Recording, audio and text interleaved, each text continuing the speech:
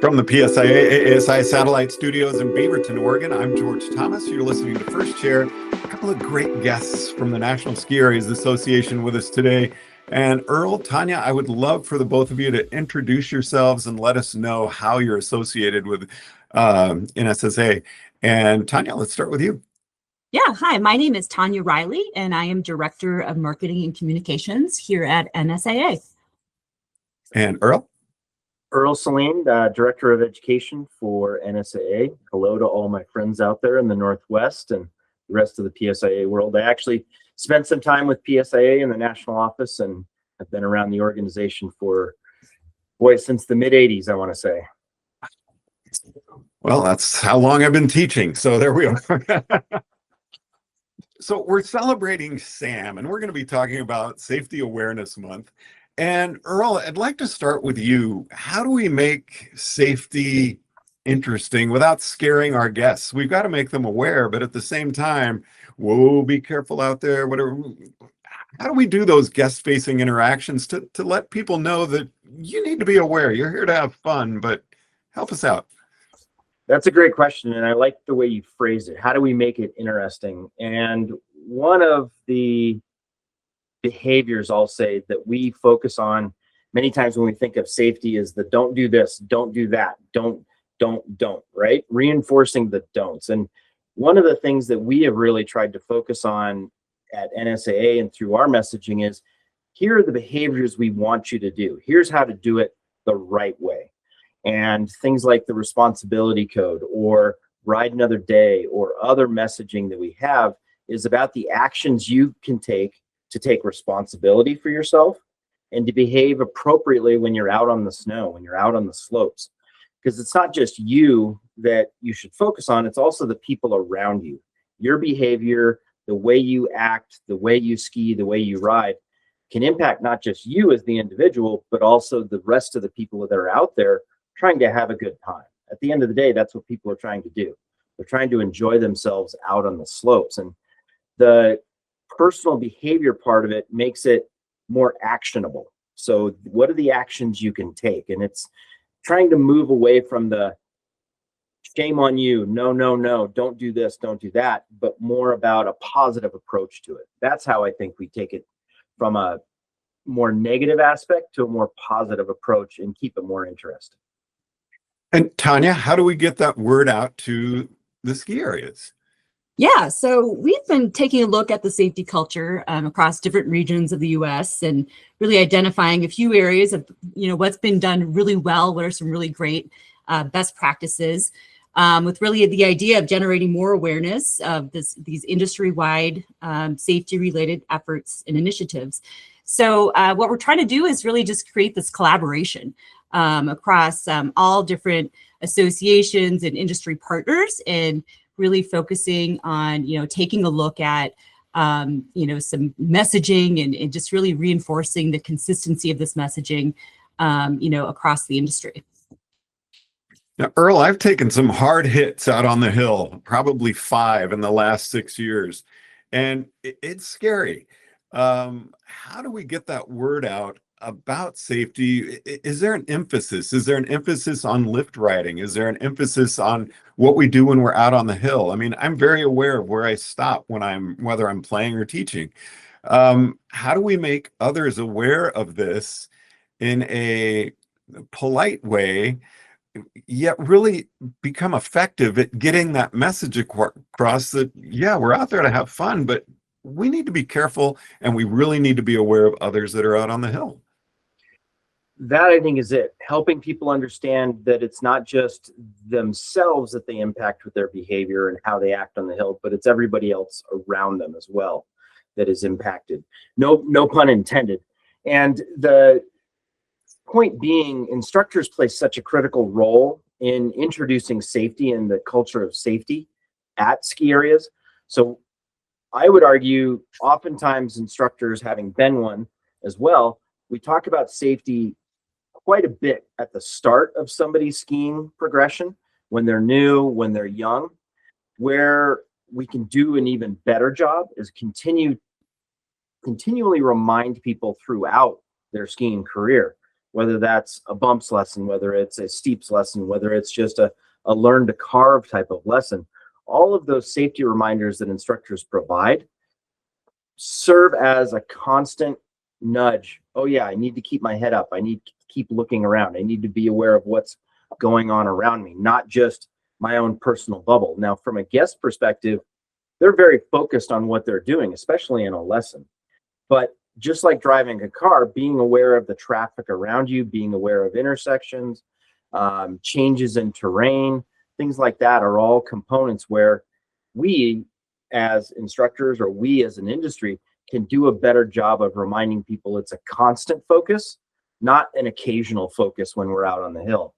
And that's true even when riding lifts. I mean, we've talked about lift riding safety pretty strongly for the past several years. And one of the words that we've settled on, or not settled on, but made a point of including in our conversations is complacency. And that idea of, oh, I know how to ride the lift. I can just get on and off, where it's a constant reminder about how to ride the lift, load, ride, and unload the lift safely, and utilize tools for that safety, such as restraint bars or restraint devices that are on the lifts.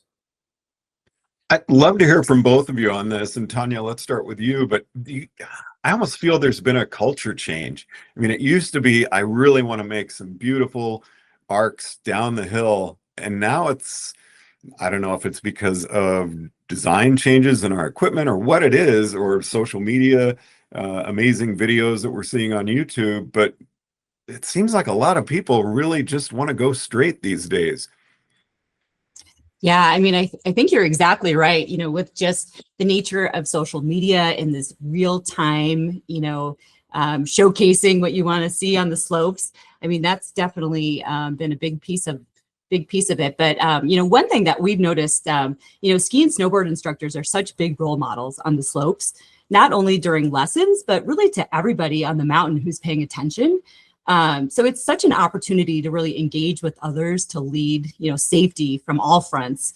But also, as we're talking about lift safety, it's just something that we've uncovered is the importance that influencers really just have such a big impact on culture, on ski culture.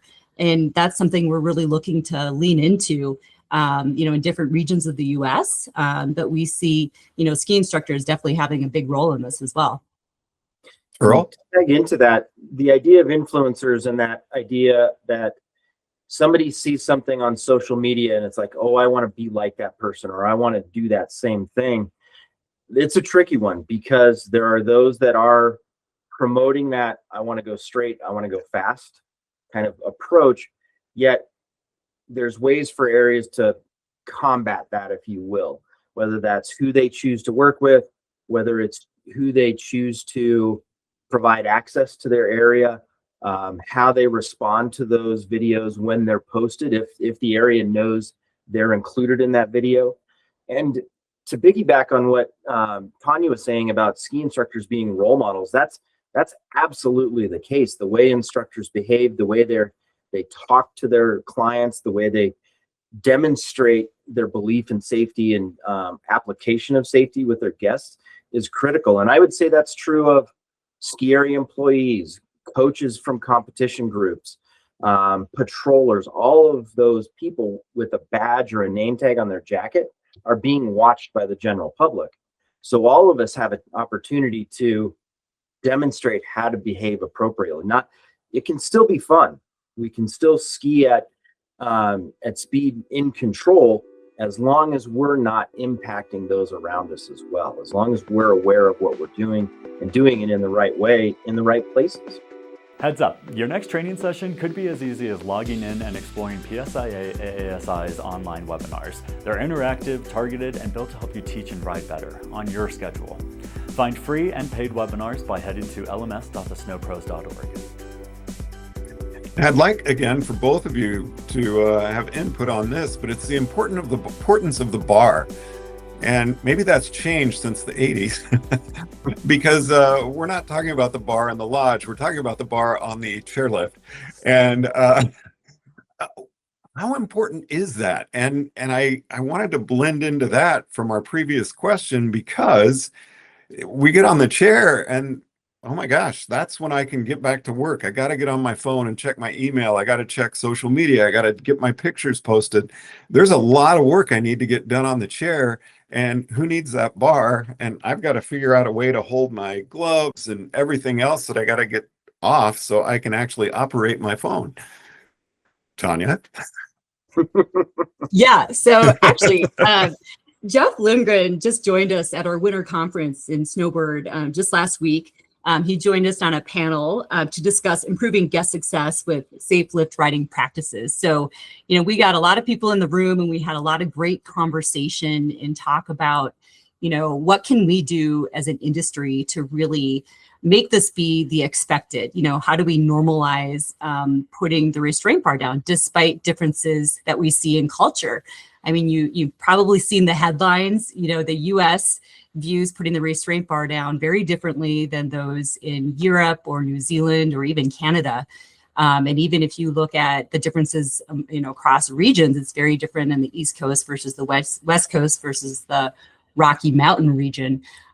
So what we've been trying to do as an industry is start to generate more awareness, to start creating a consistency in messaging, in education. So it really just becomes the expectation. It's really, our goal is just to make it second nature. It's not a question. It's just going to be coming down no matter what you're doing on the lift.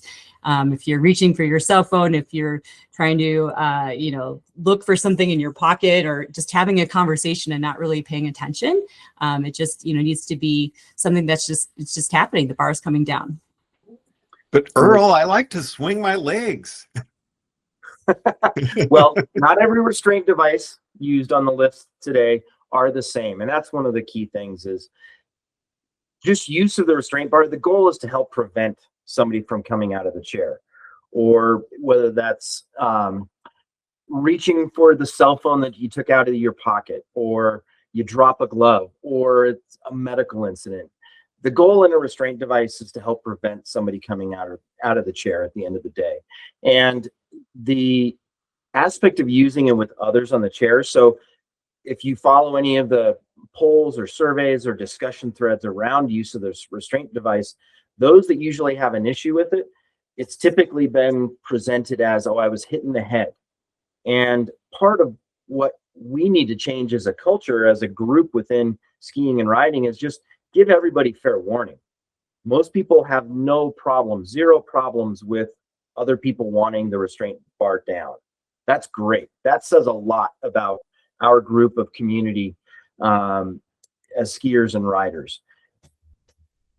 Fair warning, just letting the rest of the chair know. And I think that's an education point instructors can remind their groups with. If you're teaching a group of adult new skiers or riders, when they're learning to ride the chair, hey, it's a simple reminder of, hey, if you're on the chair and you want the bar down, just give a heads up to the rest of the people on the chair. That way you prevent the bump in the head, somebody's arm getting pinched on the side, whatever it happens to be. Because most people don't have a problem with it. And I think that's really encouraging for us.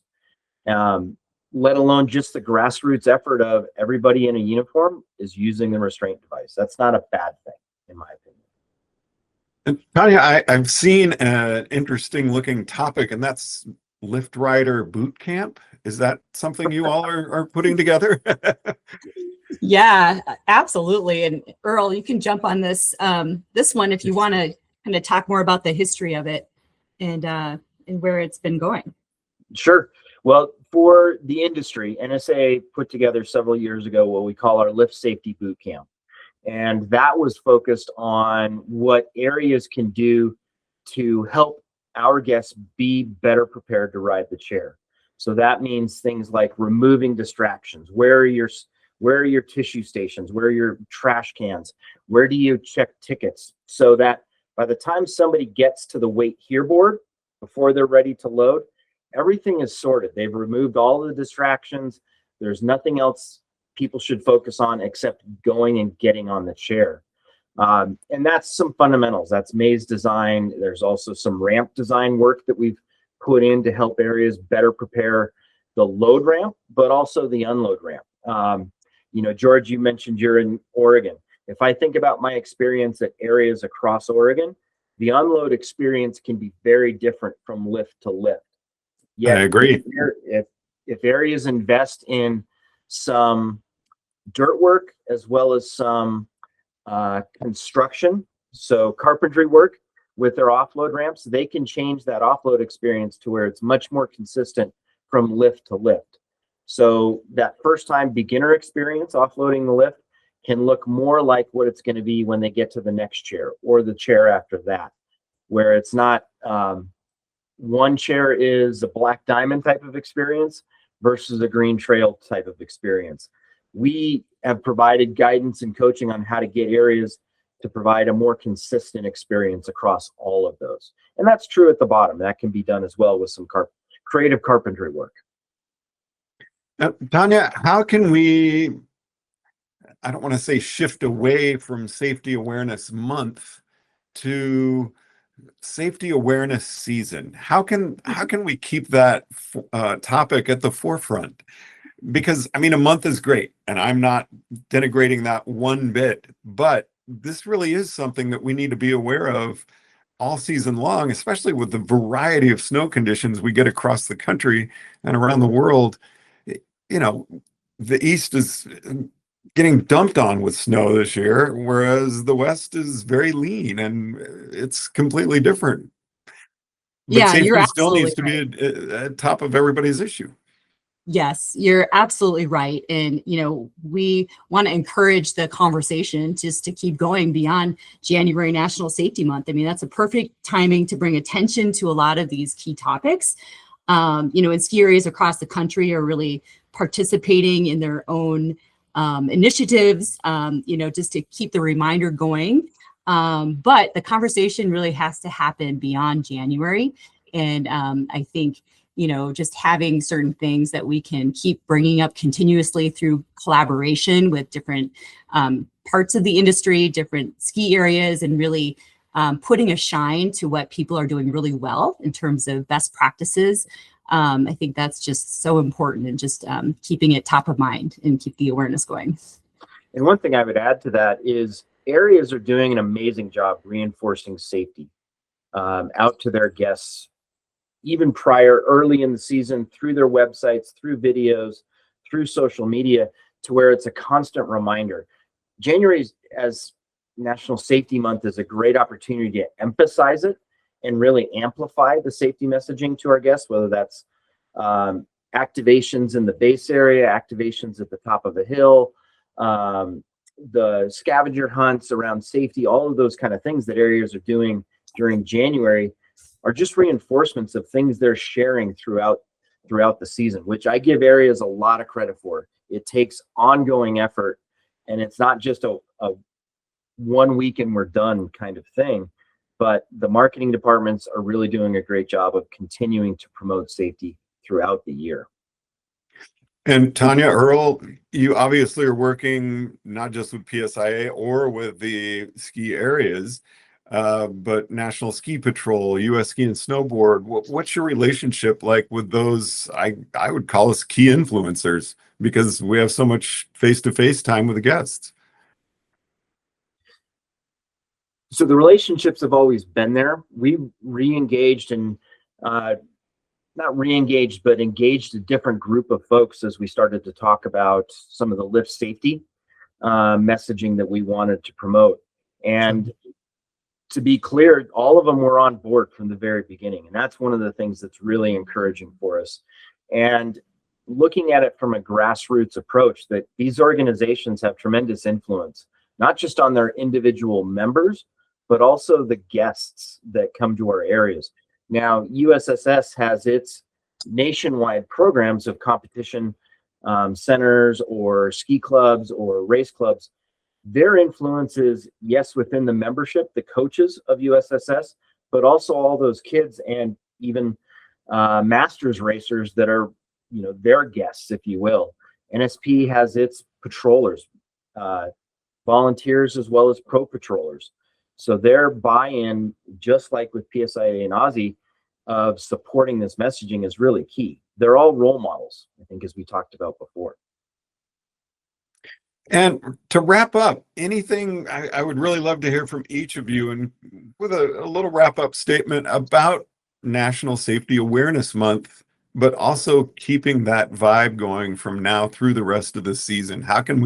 What can we do to really make that a topic of importance from here to the end of the season that we can stay excited about? Yeah, well, I mean, I would just reiterate that, ski and snowboarder instructors are, such a big piece of the conversation in terms of being role models and influencers.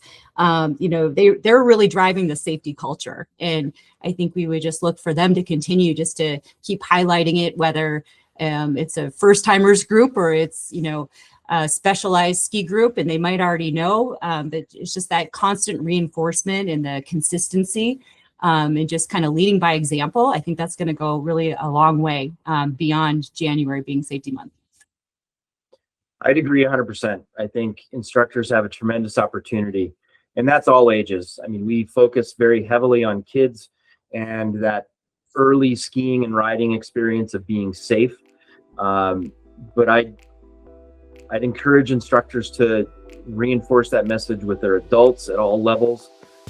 Every opportunity. And to be honest, if you're in a clinic with a regional or divisional clinic instructor or an exam, you should be expecting the same behaviors from those groups too, and expecting those same messages around safety.